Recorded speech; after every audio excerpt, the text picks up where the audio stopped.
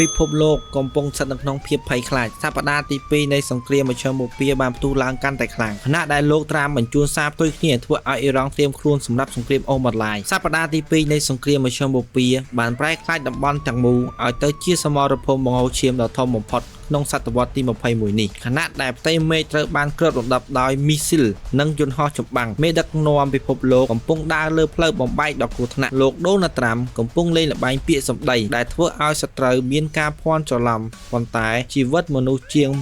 1700 នាក់បានបាត់បង់ជីវិតរួចទៅហើយនៅថ្ងៃនេះយើងនឹងមកវិភាគស៊ីជម្រៅតើការបិទច្រកសមុទ្រហូម៉ូសនឹងធ្វើឲ្យសេដ្ឋកិច្ចពិភពលោកបាក់ស្រុតឬទេតើអ៊ីរ៉ង់អាចតស៊ូបានយូរប៉ុណ្ណាជាមួយនឹងមីស៊ីលបាល់គ្រាប់មួយតោនរបស់ខ្លួនក្នុងនយោបាយសាររបស់លោកដូណាល់ត្រាំកាលពីថ្ងៃច័ន្ទគឺជាយុទ្ធសាស្ត្រវាយប្រហារបំបាក់ស្មារតីសត្រូវការដែលលោកថាជិតចប់ក្នុងសន្និសីទសារព័ត៌មានមួយប៉ុន្តែបែរជាប្រាប់សមាជិកគណៈបករបស់ខ្លួនឯងថាមិនទាន់ឈ្នះគ្រប់គ្រាន់នោះទេនេះបង្ហាញថាអាមេរិកមិនទាន់បានសម្រេចនៅគោលដៅកំទេចសមត្ថភាពនុយក្លេអ៊ែរឬក្បាលម៉ាស៊ីនយោធាអ៊ីរ៉ង់ទាំងស្រុងនៅឡើយនោះទេការរក្សាទុកគោលដៅសំខាន់មួយចំនួនគឺជាការគម្រាមកំហែងខាងចិត្តសាស្ត្រដើម្បីបង្ខំឲ្យអ៊ីរ៉ង់ចូលតុចរចាទាំងចាញ់ប្រៀបជាងនេះទៅទៀតគឺជាការបង្ហាញការខកចិត្តចំពោះអាយ៉ាតូឡោះម៉ូចាបាខាមេនីដែលជាមេដឹកនាំថ្មីរបស់អ៊ីរ៉ង់ដែលបង្ហាញថាអាមេរិកកំពុងតាមដានយ៉ាងដិតដល់នៅការផ្លាស់ប្ដូរអំណាចផ្ទៃក្នុងរបស់អ៊ីរ៉ង់ដែលអាចនឹងឈានដល់ការផ្លាស់ប្ដូររបបប្រព័ន្ធប្រសិនបើសង្គ្រាមនៅតែបន្ត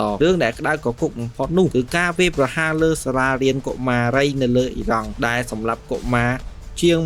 168នាក់នេះមិនត្រឹមតែជាការបាត់បង់ជីវិតនោះទេប៉ុន្តែវាគឺជាសង្គ្រាមព័ត៌មានលោកត្រាំបានព្យាយាម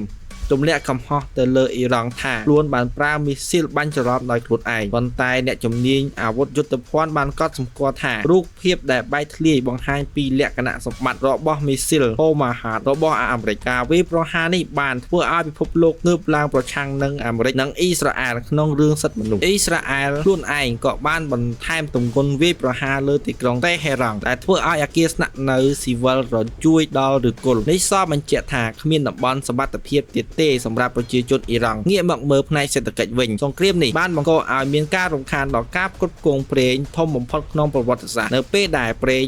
20% នៃពិភពលោកបានបាត់បង់ពីទីផ្សារវាគឺជាមហន្តរាយច្រកសមុទ្រហូម៉ូសដែលជាសរសៃឈាមបេះដូងនៃថាមពលពិភពលោកត្រូវបានបិទស្ទើរតែទាំងស្រុងក្រុមហ៊ុនយេអារ៉ាមកូបានប្រមានថាផលវិបាកនឹងមានលក្ខណៈមហន្តរាយយើងឃើញថាប៉ាគីស្ថានត្រូវកាត់បន្ថយការប្រើប្រាស់ថាមពលកូរ៉េខាងត្បូងត្រូវបានកំណត់តម្លៃសាំងលោកត្រាំបានសន្យាថានឹងបញ្ចុះតម្លៃប្រេងតាមរយៈការដកទណ្ឌកម្មប៉ុន្តែអ្នកសេដ្ឋកិច្ចយល់ថាដរាបណាមីស៊ីលនៅតែហោះហើយនាវាដឹកប្រេងមិនហ៊ានឆ្លងកាត់ច្រកហូម៉ូនោះប្រេងនឹងឡើងថ្លៃជាបន្តបន្ទាប់ដែលអាចបណ្ដាលឲ្យអតិផរណាសកលនិងមានវិបត្តិសេដ្ឋកិច្ចពិភពលោកអ៊ីរ៉ង់បានបដូរយុទ្ធសាស្ត្រពីការការពារមកជាការវាយប្រហារតាមរយៈសង្គ្រាមសេដ្ឋកិច្ចអូសបន្លាយការប្រកាសប្រើមីស៊ីលក្បាលគ្រាប់ទម្ងន់1តោនគឺជាការព្រមានដល់មូលដ្ឋានកងទ័ពអាមេរិកទាំងអស់ដែលនៅក្នុងតំបន់មិនត្រឹមតែប៉ុណ្ណោះក្រុមចលនាគាំទ្រដល់អ៊ីរ៉ង់នៅក្នុងប្រទេសអ៊ីរ៉ាក់បានចាប់ផ្ដើមវាយប្រហារលើសម្ព័ន្ធមិត្តអាមេរិកដូចជាស្ថានទូតជាដើមអ៊ីរ៉ង់ដឹងច្បាស់ថាពួកគេមិនអាចឈ្នះអាមេរិកដោយអាវុធធម្មតានោះទេដូច្នេះពួកគេប្រើវិធីសាស្ត្រធ្វើឲ្យសត្រូវឈឺចាប់ផ្នែកសេដ្ឋកិច្ចស្របពេលដែលជាមួយនេះគ្នានេះដែរវិ